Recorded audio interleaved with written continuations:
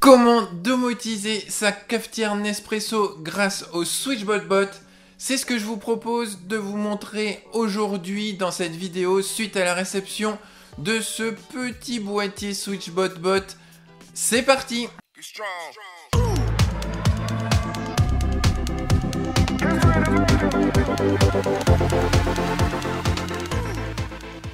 Bonjour, c'est Thomas et bienvenue dans les entrailles de mon journal, de mon carnet de notes dédié à la domotique. Aujourd'hui, je suis vraiment très content de vous retrouver pour vous parler de SwitchBot et plus particulièrement de ce petit objet, le SwitchBot Bot.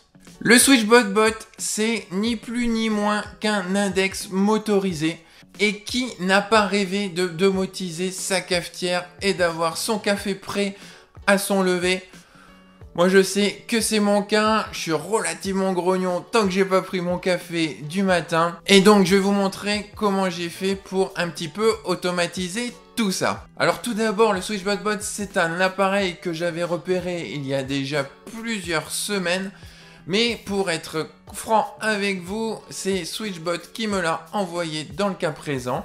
Ils m'ont proposé de m'envoyer plusieurs produits de leur marque. J'ai accepté, mais bien sûr, ici, vous verrez vraiment ce que je pense de cet appareil. SwitchBot n'a pas de vue sur ma vidéo avant publication. C'est vraiment mon ressenti, ce que je voulais partager avec vous. Voilà, il faut être clair aujourd'hui. Donc, ils me l'ont envoyé quand même ce produit gratuitement et je les en remercie quand même. Je vous remercie aussi vous, car si des marques commencent à me contacter, c'est aussi grâce à vous. Alors, le SwitchBot Bot, tout d'abord, alors le nom, le nom par contre compliqué, hein. SwitchBot Bot. Je sais pas si c'est un problème de traduction ou quoi, mais c'est pas terrible, c'est pas relativement sexy, je trouve. On aurait peut-être pu trouver un nom un petit peu plus sympa. D'autant plus qu'après, l'appareil, hein, il est pas sexy, hein. Et c'est, voilà, vous voyez, hein, c'est vraiment un petit cube, un petit pavé, qui va faire 35 mm sur 40 mm, et qui fait quand même 23 mm d'épaisseur. Donc voilà, c'est quand même relativement imposant, hein, si on compare à ma main. C'est quand même un objet qui est relativement imposant. Le produit, il existe en noir ou en blanc.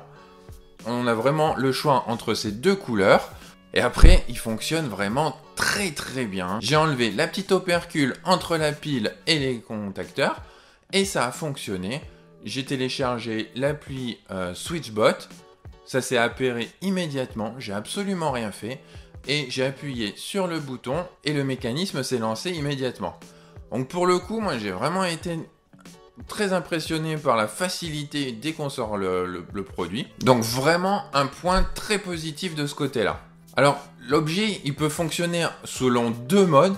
Le mode pression, c'est vraiment le mode, je vais revenir dessus d'ici quelques minutes parce que c'est le mode que moi je vais utiliser. Et il peut également fonctionner en mode commutation. En effet, au bout du bras, il va y avoir un petit crochet auquel on va pouvoir attacher un fil au bout duquel, encore une fois, il y a un autocollant.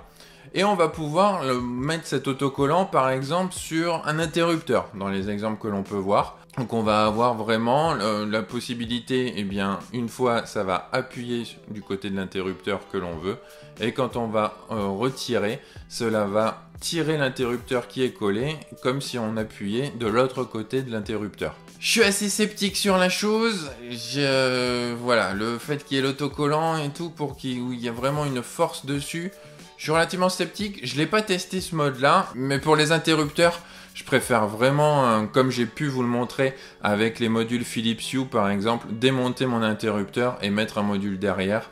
Je préfère, en plus c'est quand même pas forcément très esthétique d'avoir ça à côté de son interrupteur.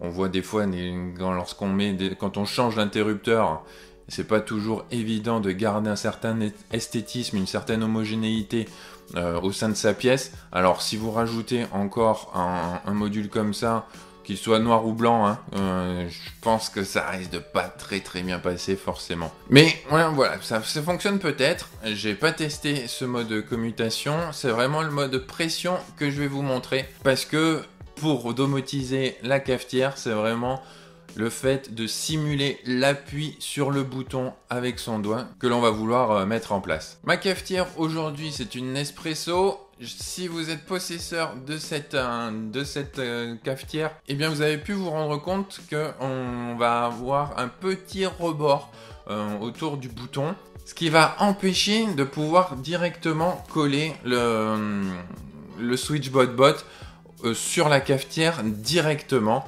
car en fait voilà, il est vraiment collé à la cafetière, le bouton va sortir et ça va venir taper sur le petit bourrelet de la cafetière et ça va pas fonctionner. Donc après avoir parlé avec un collègue du bureau, j'ai pu penser et modéliser un petit accessoire, voilà, que je vous mettrai, qui va prendre vraiment la forme de la cafetière et qui va permettre de surélever un petit peu le SwitchBot.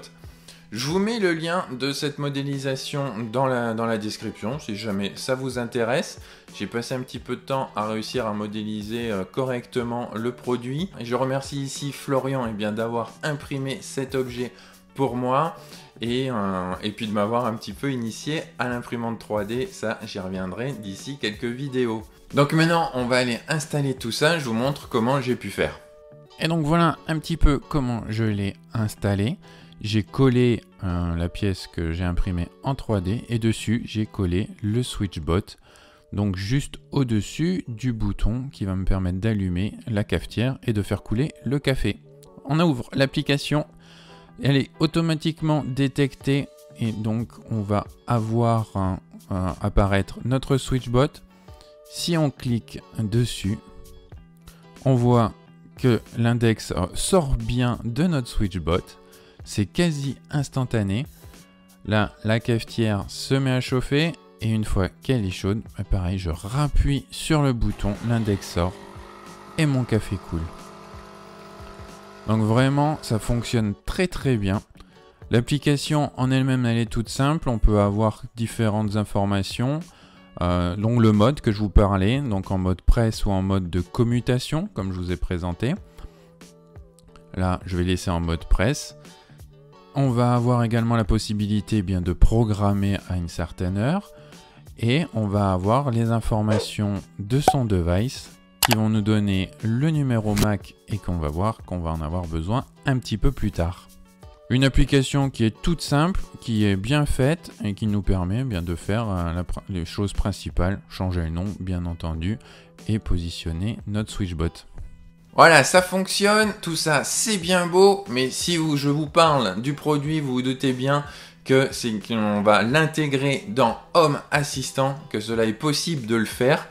Il y a beaucoup d'évolutions autour justement, en plus de cette intégration SwitchBot ces dernières semaines. Donc je vais vous montrer comment intégrer ce SwitchBot dans Home Assistant. On passe sur l'ordi. Sur Home Assistant, tout simplement, on va se rendre dans Configuration, Intégration. On va cliquer sur plus, ajouter une intégration. On va chercher SwitchBot. On va intégrer. Et il va nous découvrir les produits que l'on a de SwitchBot sans aucun souci. Name, cafetière. Je peux rentrer de mot de passe pour l'instant. Soumettre.